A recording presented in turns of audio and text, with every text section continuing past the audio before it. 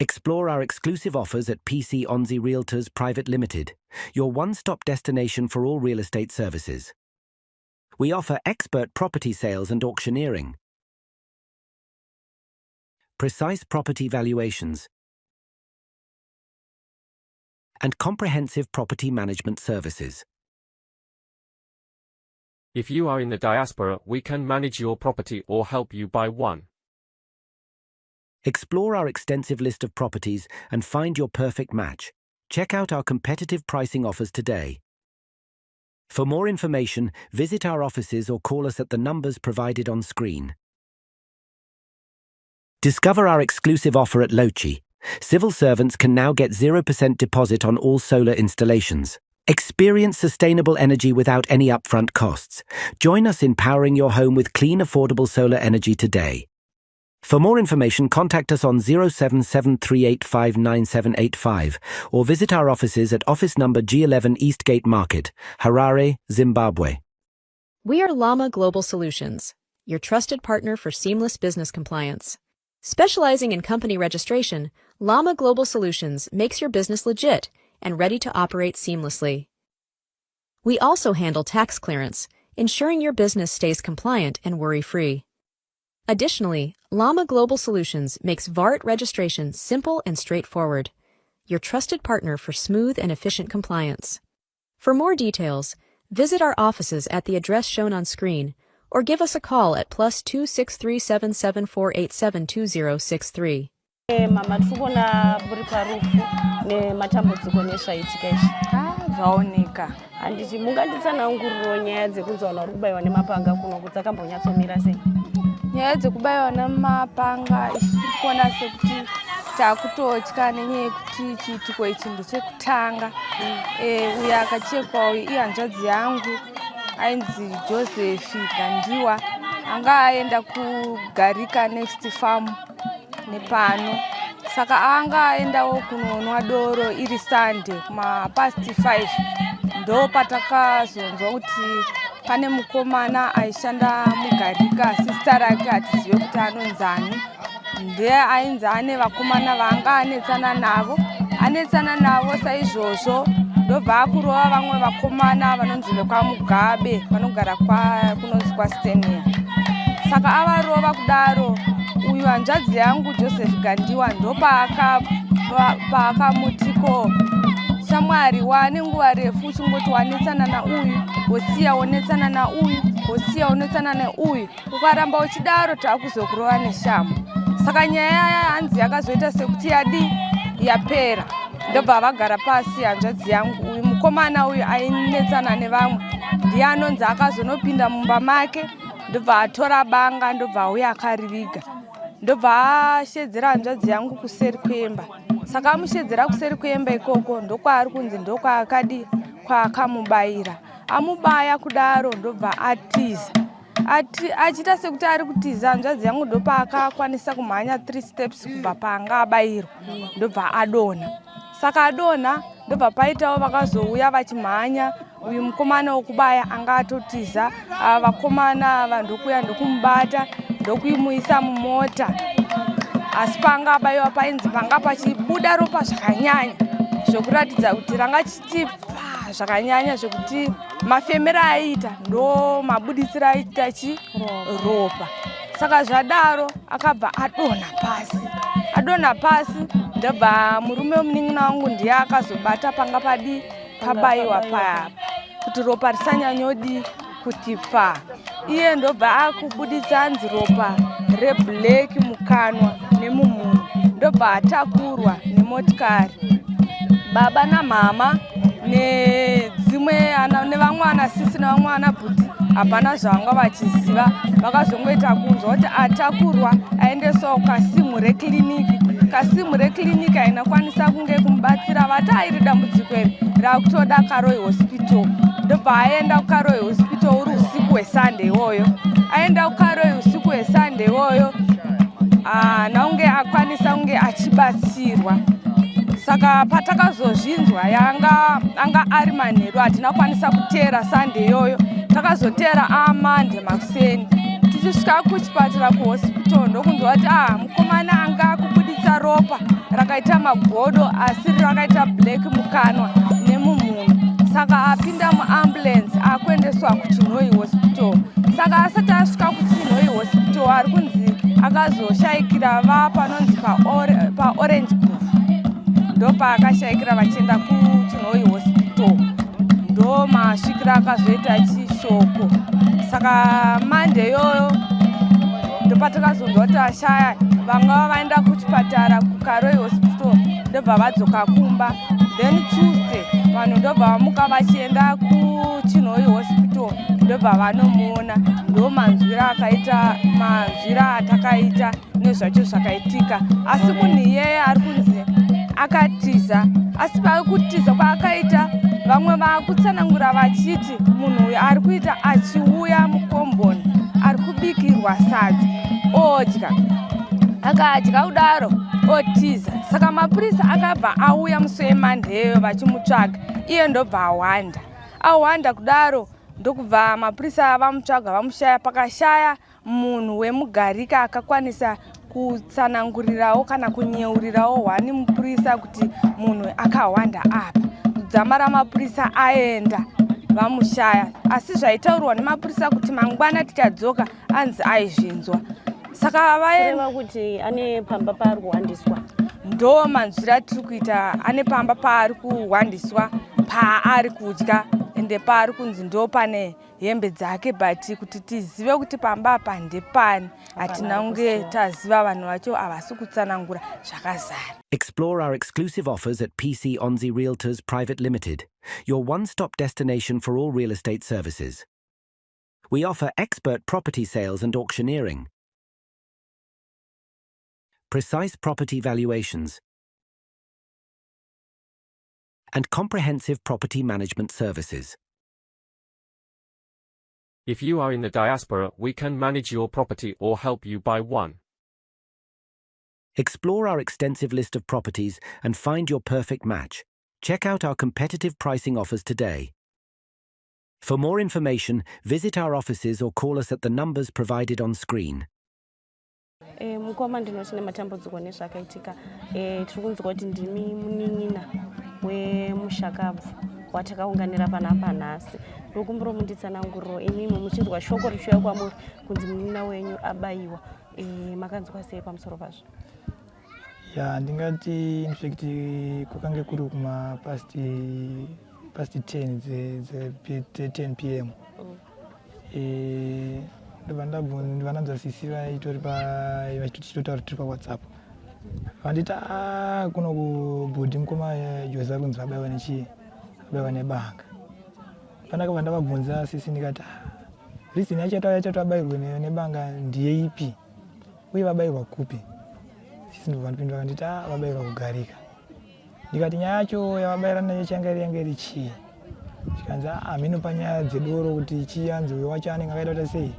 Anenge akaita kutora doro ravo kuti vamwe doro ravo. Chimenga akatombonetsanetsa nevanhu vakaita sei? Vakati wandei. Zvokuti panguva yandakabva ipapo handina kutora kuzvinzwisa kuzvitambira kuti chokwadi. Vasisi vakanditi stage ina bhodhi mukavaona vashandi munogona kuita shema asi handifungiri pane chakada sei? Chakanaka. Indakava neshungu kuti in fact rega ndoda kunozvionera chii? Mandega kuti ndizvo izvi zviripo chokwadi.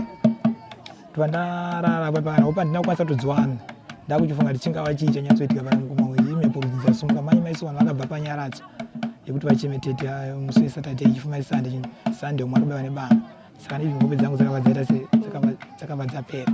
Zvakaita kuti ndikwanise kunge ndichimukira kuenda kuchipatara chifume chachoni.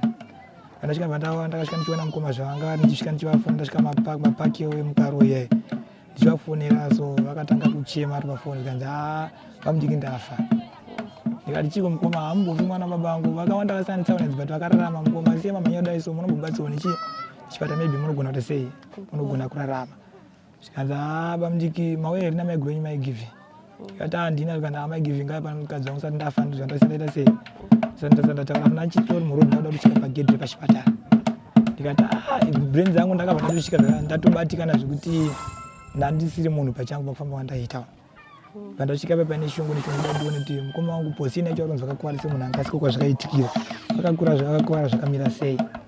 Ndasvika ndichiona mukoma pangu akarara so handika ndakabva ndanzwa misodzi yangu ichiuya kana simba ndakabva ndapera simba kuti ndakatoda kutodona ndabva ndambotora ngomugara pasi ndambobuda ndibva ndaenda panze ndibva ndangowana mhepo ndadzoka futi ndikati mukoma ndichitaura navo ndibutuya kuda kuvabvunzisa kuti mukoma chaitika vaisakwanisa kutaura zvinhu zvakawanda aingodidi wada waina maigivi nditaure navo ndisati ndafa nezvandoda kundinge ndichivaudza atati mukoma masaizi amuri ngoma iyi vachingochema diyowe ndofa ini ndofa here pachangu ina ndakufa wakanyatsobaiwa pai chaizvo anga akabayiwa pano panoperera mbabvu panapa nguva yandakasvika pamba ndichosara 3 mastishi asi nechekumapeto kwestishi rekupedzisira kunoku nechekuzasi vaiti vakafema dzimwe nguva paita like unge kuti like ropa rarafudza chimwe raitange like nepsake kuti romuda so ubva vatanga kuchema paya kundichitarisa ndobva ndakundikana ndichizvitarisa dai so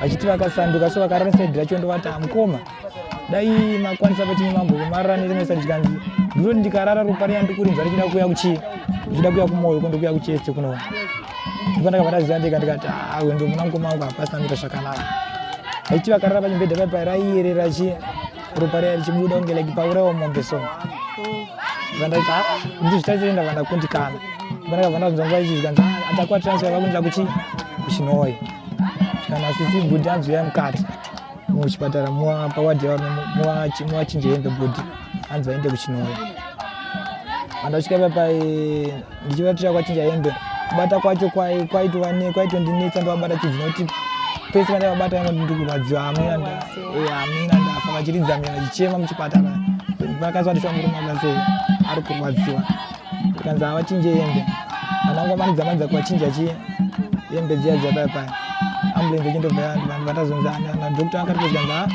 chisunda ichi chimbedha kuti afambe ega akwanisa vatasina chimbedha vatakwira vataenda kwacho kwakamira ambulenzi ndobva vasvika papa ndobva ndavati mukoma chipindai muambulenzi muchienda imi pachenyu chikanzi orit no problem kuti ndikwire muambulenzi ndobva vatoburuka ndobva vatofamba vega vakutokwira paibhosi pandakapfekedza trouser vangu vandirisiye muzasi memaoko vaiti pandichasimuka ndipandichapedzisa kuti sei kukwidza zvakanaka bo ndingorwadza kamwe chete ndikati aureti ndikati vakupinda muambulenzi ikati mukoma chigadzisa trouser munyatsoita zvakamurara zvakanaka ndobva vapinda pamuambulenzi ndobva manesi anga aripo chirume zvikanzi pinda warare pachimetresi chiri muambulenzi chiri mumota iyi ndobva vapinda paindobva varara mukoma paya asi masekenzi mashoma chimeti chachanga chatoita red neropa ndipo vakanditi hachina unonditora chigubhu changu chemvura chachandasiya chilita changu chiya chasara kubhedha wanga ndakarara uye nacho chemvura ndiende ndichinwa murodhi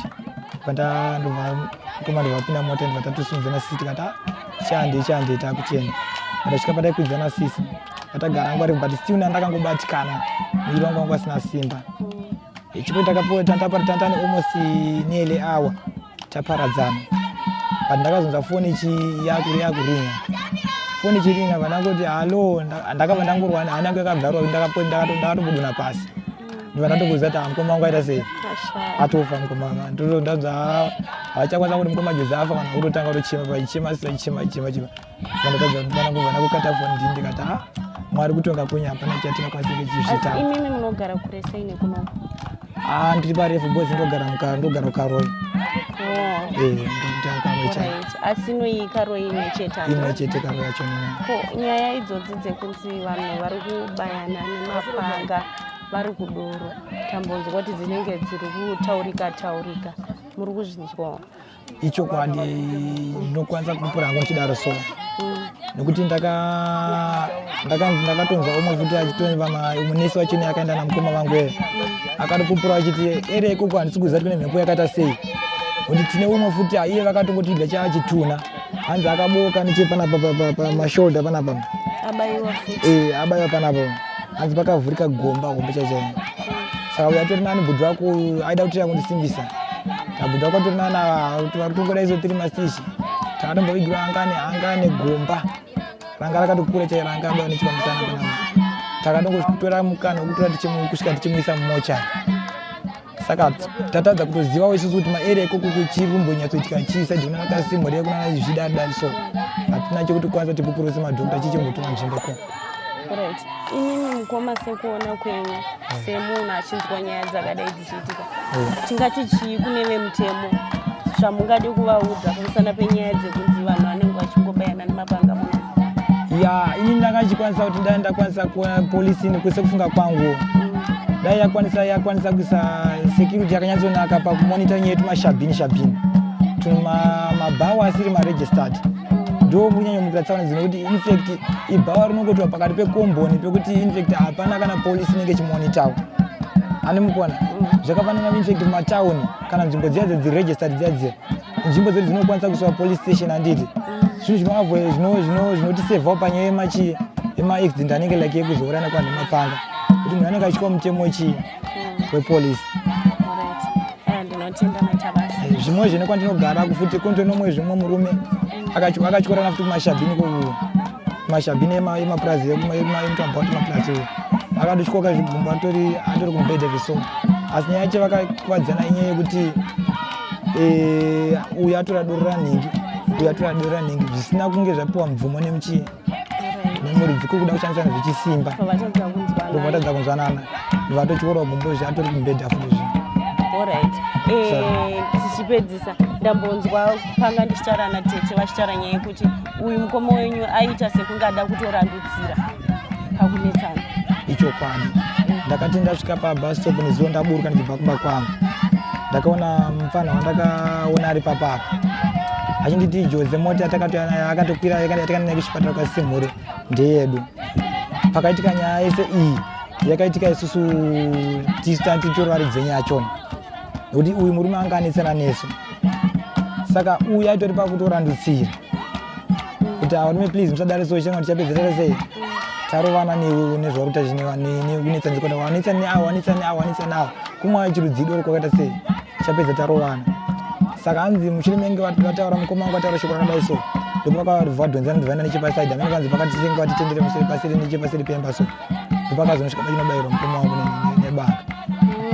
Mukomana uya after akubaya munhu nebanga ari kunzi akabva atotiza because ndakamuke ndakumubvunza kuti asi imimi sevarume akanyatsosvika pano paizokwanisa kunge pachiitika tsaona yakadai mutadza kubata munhu nemhaka yeyi zvikanzi kaniseni pachangu mukoma kana kutofamba murima chandi kutotya these days nekuti zvandakuona zvichiitika po zvogona kungotyira kwandiri nekuti mukoma kumomendi vakabayiwa vakatora kuchita like zvinhu zviri fani vakatombodambomutira chipo chemamitas anokwana kuti almost 5 meters hanzi vanhu pakasvika chimira vanhu vachitoseka handi pakasvika vanhu vakati rikationa kuti chichaita unenge wabayiwa kaya handi pakanosimudza hembe yakudaiswa kana blood yakuta sei akubuda saka I think pakazosimudza hembe pamwe iyo hana yangu ndipakabvera sei ndipakabva yarowa ndopakazopunzikira pasi ichitakura majau ndona kuchipatara.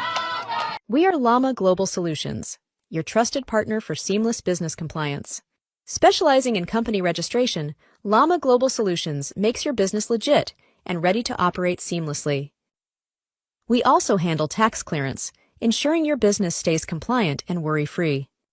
Additionally, Llama Global Solutions makes VART registration simple and straightforward, your trusted partner for smooth and efficient compliance.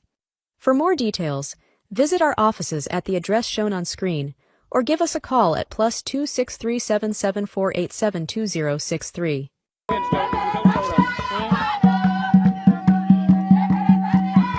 Nichinzwa nyaya iyi tinzwa tabayiwa nebanga ndifunga ndinoda kutora nguva ndakakasika kusvika pamusha uno kanzwa tatakura enda kuhospital but zvinhu zvandakazoona nditasvika kuchikutanga kuda kunzwa service yechipatara ndo yakanonokera mukomana ndo chinhu chokutanga nekuti kune Kaloi hospital kune whether district or provincial but vakazomanyiswa kuchinhoika munhu akazopararira munzira munzvimbo muno mune polisi tine maneighborhood paitika zvinhu izvozvo ava vanhu vachitakura munhu kuti munhu akuwara nditika polisi irimo but yakaregerera munhu achienda instead kuti vamusunge handiti tiri ipapo handiti munhu tiri kunzwa kuti ari kupinda munzvimbo ndifunga tatombobudawo yedu akutobikirwa muarea handiti but vari kumuregerera ipo izvo futi vanhu pavangonzwa kuti imi masvika panzvimbo inoyo muna vanhu watiza panapa chavatiza chii kuratidza kuti vari kuvanza zvinhu zviri kuitika munzvimbo kubatsirika kwacho manje tinosvika papi ende nhau idzodzo hadzipere vanoramba vachiita sei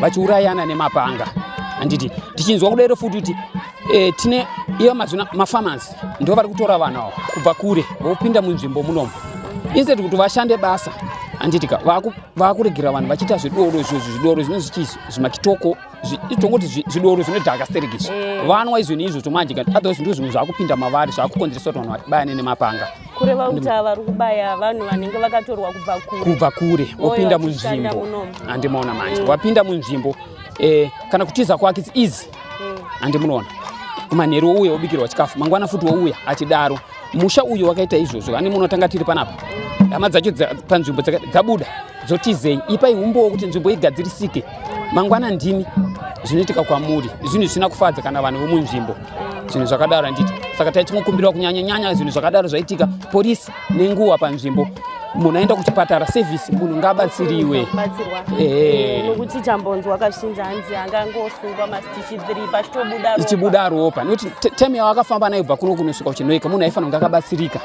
handi munhu patakangomuvhara zvishoma ropa richingobuda handi munhu mani saka vakabatsira nenzira idzodzo vanhu vanobatsirika mapanga tisikana kutomboikurudzira kana patema yandakazongona haana kuziva hawo kuti tiri vanani munzvimbo patingozozvibuditsa kuti tiri vanani patinofambawo neshoko raro kuti izvi kaizvo hazvitenderwe munzvimbo ngavamise zvidoro zviri kutengeswa munzvimbo izvi zvikonzeresa kuti vanhu vabatwe nemweya wakaipa wana chiurayana nditi chikumbiri nevanhu vomuno vasavanze please kana vachimuwanza munhu uyu vanopera nehurumende futi ngaiite kuti vanhu kava kana zvichibvira isipirwa kunzi matonga especially zita riri kubuda rikunzi matonga nofunga anobva kwana Karibo ndo wapinda munomu noto vakazviregerera zvinotekeshera mashi west iri kutosviba rekodhi inenge chingodzi mashi west mapanga otherwise munhu mumwe chete ari kuita izvozvo vachimuwandisa handiti nevasikana vacho futi vanoita zvehure vanobata ndo vamwe vanenge vachidhonza vanhu ava manheru anorara kumba kwako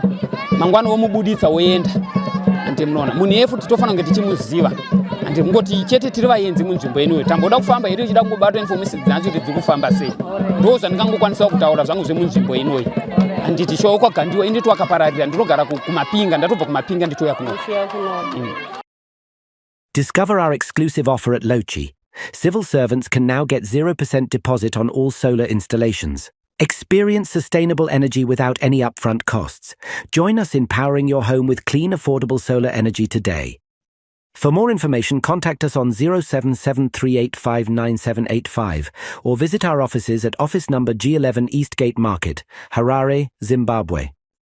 Isesi sindagara na mai Gandiwa vanhu vaivo mudzimai wemushakabva tikaunganira pano nhasi. Mama, ndinokuchingamidza ende ndinoti nematambudziko nezvaitika. Dzaonekwa. Ora titokumbira mutitsananguriro zvaitika kuna baba muchizvinzwa imini shoko rakasvika sei?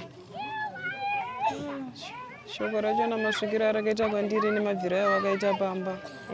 Ndichizozvinzwa zvinhu zvakandirwadza nanhasi ndiri kurwadziwa nokuda kuti ndasina tarisiro kuti murume wangu achatozosvika pakushayika nemanzwiro andakaita nyaya yachona.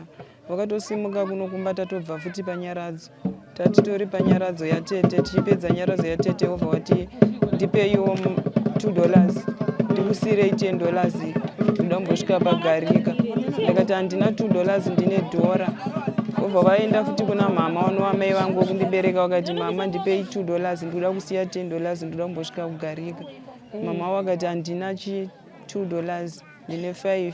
Obva vachipiwa $1 namwene wamai vavo. Obva vawapa $1 neni ndobva ndavapa $1. Kubuda kwavakaita vachienda kugarika. Vaenda kugarika kudaro kumanheru kwekuma44 tobva tanzwa shoko rauya richinzi vasikana vanga vaenda kudhugeni kuroadshow ndo vanga vafona vachiti Gandiwa abayiwa. Kati abayiwa mabayiro acho akanzwa kuti wabayiwa nebanga. Takafunga kuti pamwe kungo wakubayiwa kumwe kuya kwekuti munhu akaenda kuchipatara anogona kuita sei anogona kupora. Saka vanga vakabva vatotakurwa nevanhu vanga vari ikoko obva vaenda navo kuchipatara. Vanhu vanga vari padhuze ndo vakaona zvizhinji zvakaita sei zvakaitika. Vaenda kuchipatara kudaro takazonzwa futi ana tete wauya manheru nokuti vakabva vateerwa nehanzvadzi dzavo kuchipatara kwacho. Vateerwa nehanzvadzi dzavo kuchipatara kwacho vakazotakurwa neambulenzi vachiendeswa kuGaroi. Ana hanzvadzi dzavo dzanga dziripo ndo dzakazodzoka dzakundiudza kuti baba Gift kuti waenda kuGaroi. waenda wakarove kudaro mangwana achona wakafuma wachiteera. Ini handina kukwanisa kuteera nekuda kwemari. Takati mimi makaendawo nhasi mangwana ndozoendawo. Hatingaende tese takawanda kawani nekuti hatisi kuziva kuti urwere hwacho tichafamba nguva yakareba sei. Saka vakabva vaenda ana tete kudaro. Vakabva vasvikako vobva vatonzi maita zvakanaka mauya kuti musaine mapepa. Hanzvadzi yenyu irikuda kutransfer yakuenda kupi kuChinhoyi. Saka ana tete vakabva vasaina mapepa. Vobva vaita sei vatotakurwa futi neambulenzi vobva vaenda kuChinhoyi. Vachienda kuChinhoyi ikoko takazonzwa futi shoko rauya futi richinzi Gandhi vaita sei. Ambulenzi wachona dhiraivha wachona ndiye akafonera futi sisi wavo vachivataurira kuti hanzvadzi yako yaita sei yashayikira murodhi yashayikira paChinhoyi Caves tisati tasvika kupi kuchipatara. Saka zvinhu zvinova zvakandirwadza nanhasi ndiri kurwadziwa nokuti handisina tarisiro yekuti murume wangu angandisiye nenzira yakadaro. Ndanditori netarisiro yekuti ndichakwanisa kunomuonawo ndiri kuchipatara ari kuchipatara ikoko. Ndakataurawo naye ndakatozonzwa nabamunini wanga wamuona vachitoti anga achiti dai mukadzi wangu auya ndakwanisa kutaura naye zvandiri kuda kutaura nokuti inini ndakutofa. Saka anova mamwe mashoko ari kundibata nokuti zvaaida kutaurawo neni handizivi kuti aida kutaurawo chii. Saka ndiri kurwadziwa handisi kutombokwanisa kuti ndingatozikana kudya chaiko handina chikafu chiri kukwanisa kupinda nemarwadziro andiri kuitwa. Marafiro aita murume wangu andirwadza asiraiti. Kunotori nevamwewo vari kugara kugarika ikokoko ndivari kunyatsoziva maitiro azvakaita nevanga vainaye padhuze vari kuziva maitikiro azvakaita ndivo vaifanira kutaura nokuti tiri kungonzwa kunzi munhu uyu ari kuwanika muarea imomo. Mapurisa atakatarisa havasi kuita action yakanyatsonaka. Havasati vamubata ende vanonzi vakangopinda kahwani chete mukomboni. Saka dai vari vamwe vaitawo nzira dzekuti vakwanise kubata munhu nokuti mapurisa ndo atoziva nenzira dzakawanda. Kune nzira dzembwa kunzi mbwa inotsvaga munhu vanotsvaga nefuti ichichichi. Saka apa takangonzwa kuti vakangopinda kahwani chete. Hapana zvimwe zvati zvaitwa sofa. Saka zvinova zvinhu zviri kurwadza kuti hatisi kuziva kuti zvakambomira sei kuti vanhu vangoda kungoregerera munhu angoenda here pasina kana chaitika here munhu afa mufiro wakadai. Zvinhu zviri kurwadza ndo zvandingakwanisa hangu kutaura. Alright mama, ndine urombo nezvakaitika nechabasa mataura nesu kunovimba achabatwa munhu. Dai abatwa munhu ndoti tikwanise kufunga kuti munhu apiwe mutongo wake. Nokuti zvine zvandisira vana inini handina action dzandingaiti ndiri munhu wemukadzi. Baba ndivo vanokwanisa kuchengeta mhuri yavo. Munomu makatanga kugara rini munomu isu tisingagare muno kuti munomu kuya muno munzvimbo yatezvara takatozouyawo nekuda kwekuti tikwanise kuita sei tikwanise kurimawo sezviri kuita vanhu. So far that titorina nguva tagara munomu tongoti taane 3 years tiri munomu. Mhuri yakura sei izvezvi? Mhuri yedu yakura. Vekutanga vandaita naJoseph ane 14 years ari kukwanisa muna November. Number 2 yacho ane 8 years. Ndo mhuri yangu yandaita naye taita vana vairi zvedu vakomana vega vega. Kuna anonzi Gift Gandiwa naJoseph Gandiwa. Ko zvimwe zvamungati izvi zvichasara zvichikunetsai zvamungada kuzobatsirwa nazvo semunhukadzi ndezvipi? Ndinonyanya ngoda kubatsirwa panyaya dzechikoro chevana. Zviri zvokunzi chikafu nguva yekushanda zvangu ndokwanisa kuzvishandira asi panyaya yechikoro ndokwanisa kuchema navo. Tete ndine urombo nezvaitika. Mungada kuti tsanangurire here magariro emunomu mufamo muchiparika mhosva dzekunzi vanhu vari kubayiwa nemapanga? Mhosva dzekubayiwa nemapanga shuwa vanhu inyaya yekuti vanhu vakamaodoro kuti mukonzodo wakadhakwa vanenge vangoita zvisiriri izvo. Saka ndo zvimwe zvikonzo kuti vanhu vazobayana nemapanga vazochekana.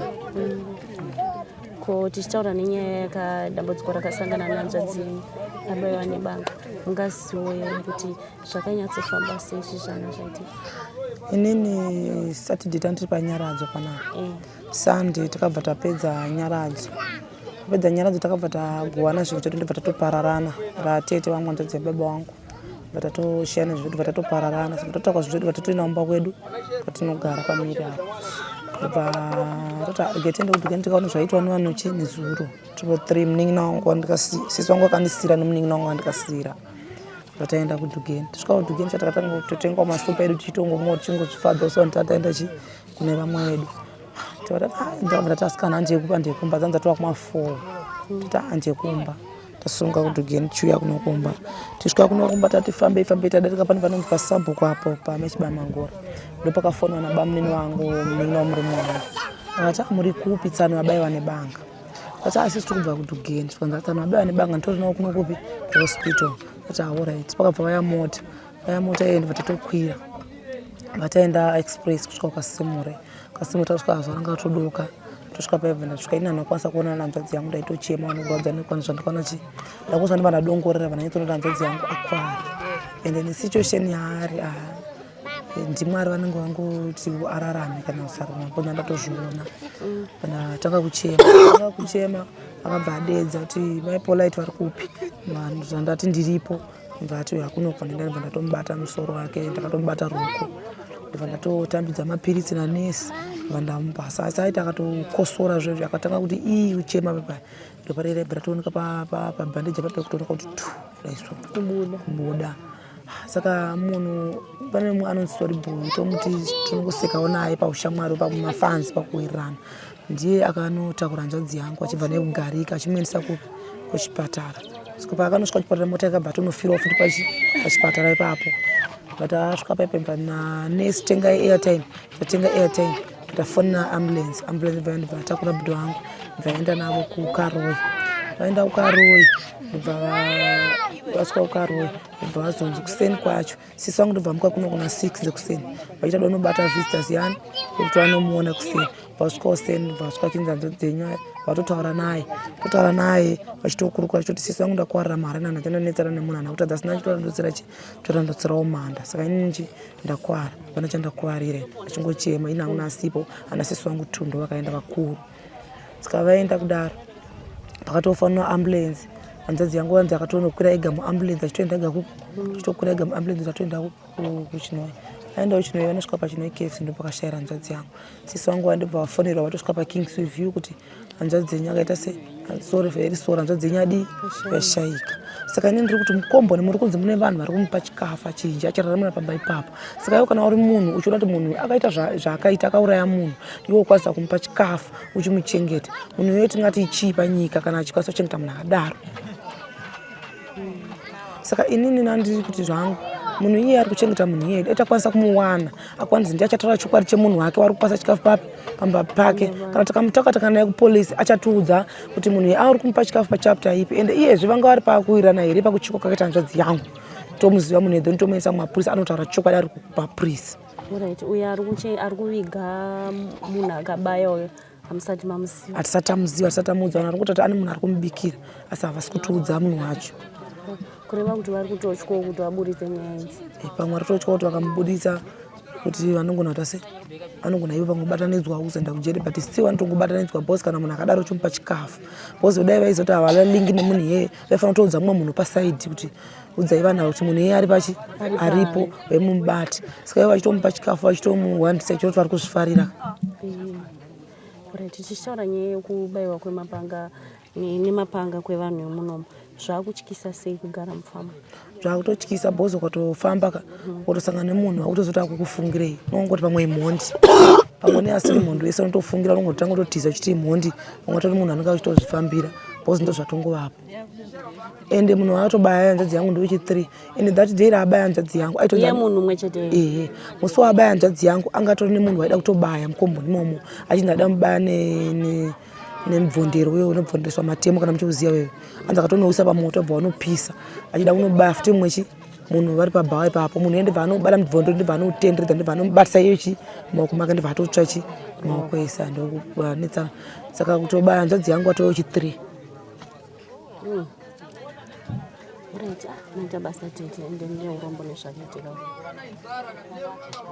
Ainini kufa kwanzvadzi yangu ndikutombote pamwe mamhepo here bhosi tina tete vakashaya vekutanga takavaviga futi pano vazota tete vacho vatakazoviga tikaitira nyara dzofuti musunu apa so tine makuva manyuwane 3 aringosukusikidzana kudai. Asi pesana nenguva yakareba sei? Sera tete vangu rokutanga racho ndakaita 3-4 months vachizoshaya tete vangu chizovaitira nyaradzo ndatakabva vacho Saturday nezuro tipedza kuorera madota edu enyaradzi hanzvadzi yangu achibaya futi nebanga. Asi mune kufamba kwamakamboita here semuri kuti mubvunze kuti zvii zviri kuitika? Sisi harina tichingofamba mumaprofita awo vachitiudza but kuti akwanisa kutibatsira akwanisa kutibatsira. Saka titori neshungu toti takatoona munhu anotonzi anobatsira kana chiri chivanhu chikutenderera kumusha medu isusu takatoona munhu anototibatsira tototi ndaatotibatsira kana ari munhu akuzviita atodzorerwa atoratidzira nguva yekuti ini ndiri kuita zvipi ndiri kuita izvozvo. Kana dziri mhepo dzakasonderanzi anonzi abayiwa nebanga idzi dziri mhepo tototi munhu wedu tomuonawo titori neshungu kuti titomuonawo munhu yachitoita izvozvo tikama tokwanisa kutibatsira totibatsirika toona munhu anokwanisa kutotibatsira zvamai manje toona munhu yetitobatsirikana toona zvinhu zvokubva kupi. Explore our exclusive offers at PC Onzi Realtors Private Limited, your one-stop destination for all real estate services. We offer expert property sales and auctioneering, precise property valuations, and comprehensive property management services. If you are in the diaspora, we can manage your property or help you buy one. Explore our extensive list of properties and find your perfect match. Check out our competitive pricing offers today. For more information, visit our offices or call us at the numbers provided on screen. Discover our exclusive offer at Lochi. Civil servants can now get 0% deposit on all solar installations. Experience sustainable energy without any upfront costs. Join us in powering your home with clean, affordable solar energy today. For more information, contact us on 0773859785 or visit our offices at office number G11 Eastgate Market, Harare, Zimbabwe. We are Llama Global Solutions, your trusted partner for seamless business compliance. Specializing in company registration, Llama Global Solutions makes your business legit and ready to operate seamlessly. We also handle tax clearance, ensuring your business stays compliant and worry-free. Additionally, Llama Global Solutions makes VART registration simple and straightforward, your trusted partner for smooth and efficient compliance. For more details, visit our offices at the address shown on screen or give us a call at +2637748720063.